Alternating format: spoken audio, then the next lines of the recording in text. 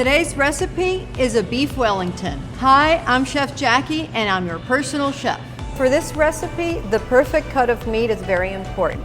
Now you can use a recipe for the whole beef tenderloin, but I prefer the center cut, which is a Chateaubriand.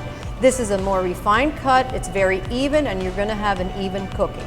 Now what do you do with a tenderloin butt roast? At the end, you could do just a little roast. The tail end, you could do little kebabs or little medallions.